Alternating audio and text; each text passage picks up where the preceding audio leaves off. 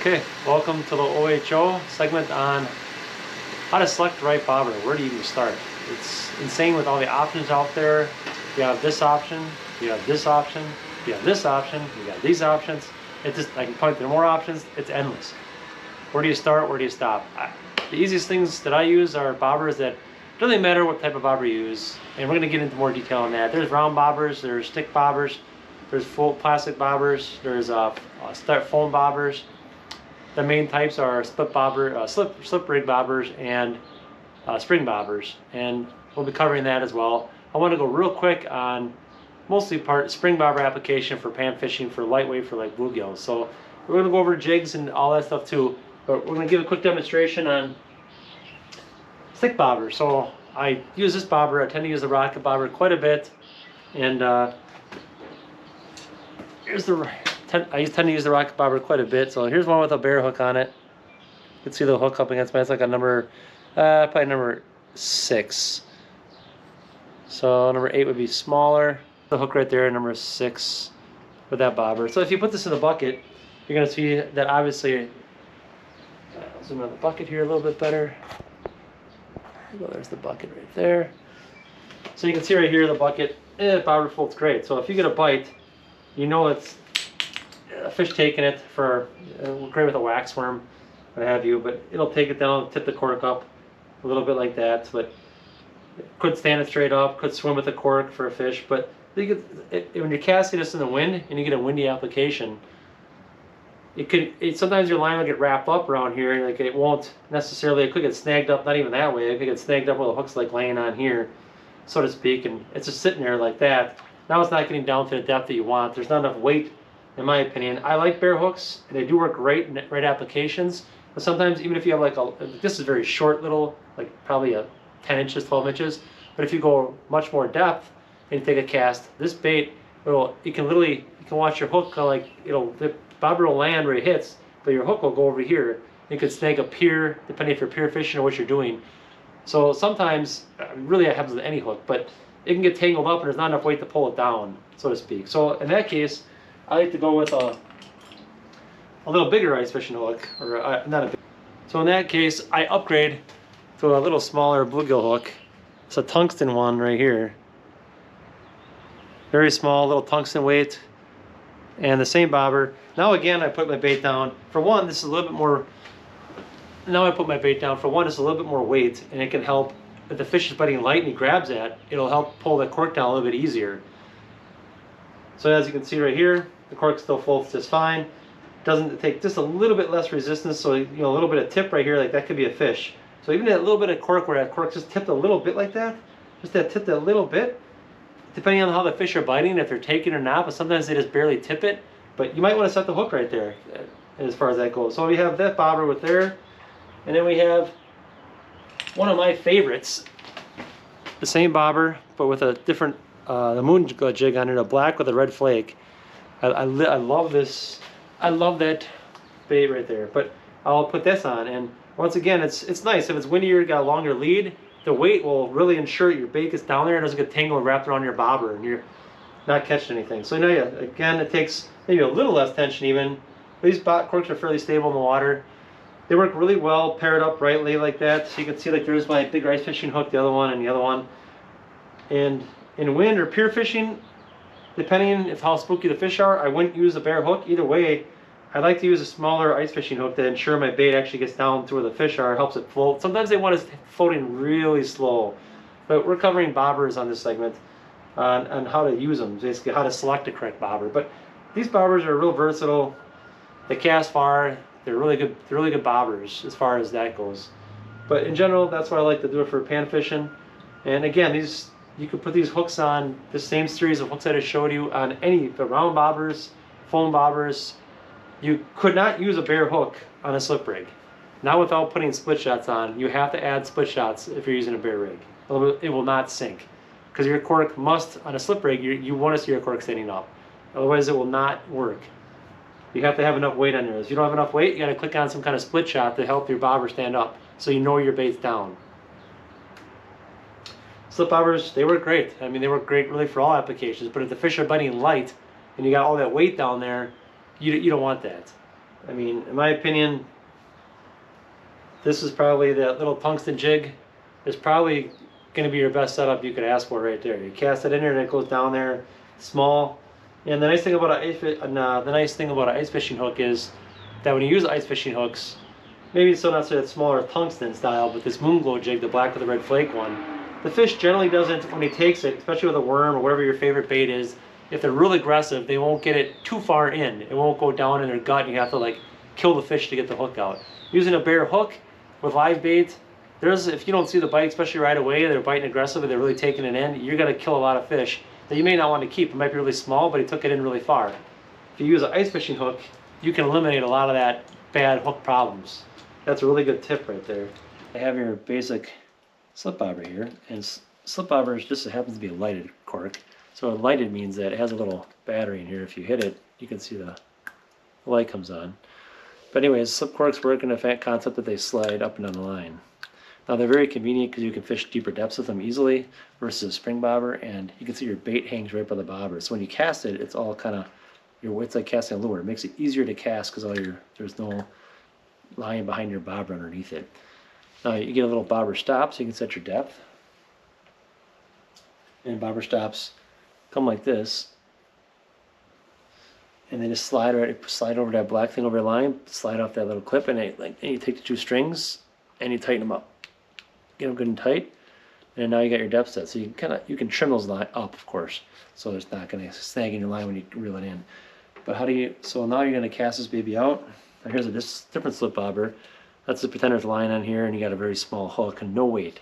So like a number 6 or number 8 bear hook or a small treble hook, maybe even a minnow. So a slip bobber also needs enough weight for the line to slip through. So you can see, how do you have enough weight? Well, you can tell there's no weight on here. It lays on its side, right? Arms on its side. This one here, you can see that the cork stands upright, so you can see that in the water. So if I didn't have enough weight, this cork too would be laying on its side. This cork too would be laying on its side. But when you have enough weight, it allows the cork to stand upright. So that's the basics of a slip bobber. This one happens to be a lighted, and this one's also dual purpose where it has a spring on it too. So this one's got slip and a spring. It's a very nice feature on a lighted cork. Now there's many different types of slip bobbers. I mean, you have your standard cork ones, a little bit the fatter ones. This one's a little bit weighted to help get it down more, so you can fish with a lighter bait on there without having any type of split shot ideally, but maybe a small one because the line still needs to pull through. And there's different styles and types, colors for your slip bobbers.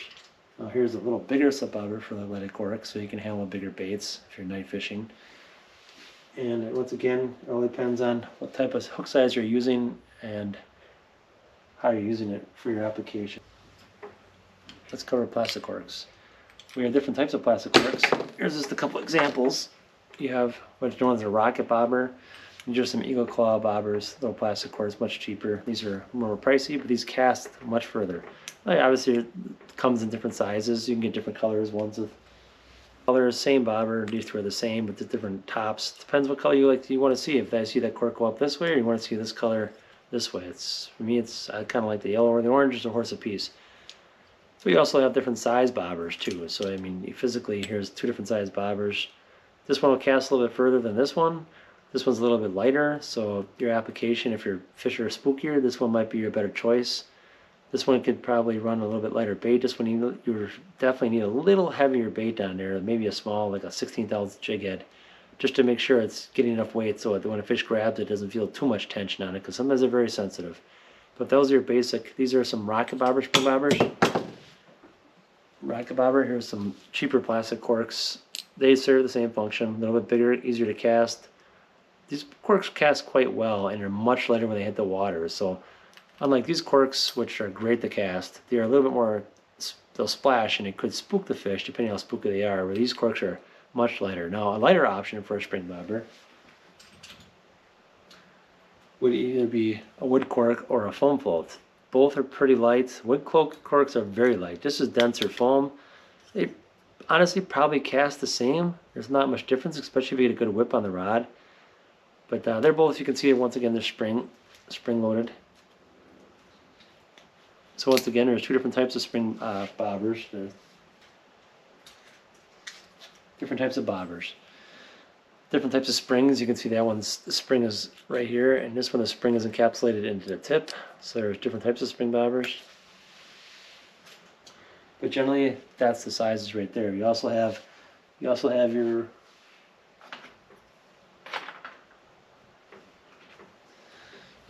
spring bobbers that are round bobbers. So you have a good you lift that up at the bottom, and you do one on this side. Lock your line in that way if that's your choice, because I do like round bobbers, especially with small jig heads. If I'm tipped with like small little plastic and I'm casting it out and I'm just working it back, and you'll see if you know your action, you can tell your action. Even in rougher water, you'll see if you see something to kind of like go like this, give you a little pop back, then you know it's a fish. So sometimes you want to make sure you size it right, because you want just enough where you can get your bobber visually seeing it, and then if it goes down, it's not too much resistance. Because if you have a really big bobber and a small bluegill hits it, you're never gonna you bit it. So you want to size your bobber proportionally for what you're trying to fish for. So we'll show some examples now of how to select your correct jig. Here in this examples here, these are all 1/8 ounce jigs. So here we have a little bigger bobber, round bobber, a smaller bobber. So we're going to put them in the bucket, and you can see the round cork. It probably wouldn't take much. You can see how it's floating fairly good. Probably wouldn't take much for a trigger to bite there, and you probably see it pretty good. So if you see something moving it, you can see it pretty easily if it takes it under. A little bigger bobber now, smaller bluegill bumps it. You may not even know he's there, because you're thinking, oh, the cork's got to go under. No, it doesn't. Sometimes fish just swim with the bait. And let's move it like this, and you're thinking, oh, what's going on with my bait? It's a swimming. Well, it's a bluegill or a panfish grab that he's actually swimming with it, not taking it under. This bobber is probably sized correctly for this 1/8 ounce jig. This bobber is definitely a little bit too big for this 1/8 ounce jig. You really don't want to cast this on here, because it's going to be very hard to tell if you actually have a bite. This one you'll actually see go down. You can see that one go down. This one here, the fish would really have to want it to take it down if you have a bite. Not that you won't be able to see it, but it's just easier to see on this one. So now you're saying, well, plastic cork, this one's much more visual. This one's not as visual, even though it's sized correctly for the jig. So what's the next step we would do? Well, let me put those aside. The next step is to choose a cork that's more visual. Now you could go wood cork, foam cork. Wood corks are very light, and foam corks. They're very nice for, even they have clear corks, plastic clear corks. But the foam or the wood cork is very nice for casting very spooky bluegills in shallow water for the most part. So if you're fishing shallow water and it seems like every time you cast the bluegill's spooky and you gotta wait for them to come back before you get a bite, then you want to choose a wood cork. But a wood cork, once again, you got to choose the right one. Now here, once again, this is an 1/8 ounce jig. So if I put this in the bucket right now, you're going to see this cork stand up, and it's up there. Maybe you like that cork standing up like that. Maybe it doesn't take much to trigger that bite. So this application, maybe you're happy with that, or it doesn't take much to see that bite. So here's another wood cork. It's a little bit bigger, the same 1/8 ounce jig. Now this one's a little bit more buoyant, and it's still going to stand up. Not as well though. You can see it's not standing up straight, which means it takes a lot more to pull that cork under. I can feel the tension of the water versus this one where I can just bump it and it goes under. So this one, if you like this application, is probably sized correctly. I personally like to leave the cork flat, so I like to try to size my bait based on that. So the next step would be, I have a bunch of plastic corks set up with different size jig heads on them. So here we have a 1/16 ounce with a bobber. Now these are all the rocket bobbers. So you got a 1/16 ounce jig head on there. And I put that in a bucket of water, and you can see that lays really flat. We'll leave that in there so you can compare. So here's our 1/16. We'll put this right here on this side here. Hopefully you can see that, our 1/16 ounce. Here's our here's an 1/8 ounce jig head, a little bit bigger. Same bobber.